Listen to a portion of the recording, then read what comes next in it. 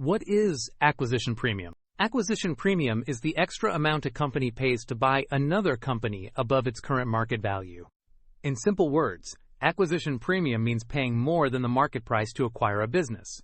When a company wants to take control of another company, it usually offers shareholders a higher price than the current stock price. This extra payment is called the acquisition premium. Companies pay this premium to convince shareholders to sell their shares. The premium reflects the expected future benefits of the acquisition. These benefits may include higher profits, market expansion, brand value, technology, or cost savings. For example, if a company's shares are trading at $10 and the acquiring company offers $15 per share, the acquisition premium is $5 per share. Acquisition premium is usually expressed as a percentage. In this example, the premium would be 50% above the market price. A high acquisition premium often shows strong confidence in future growth or strategic value.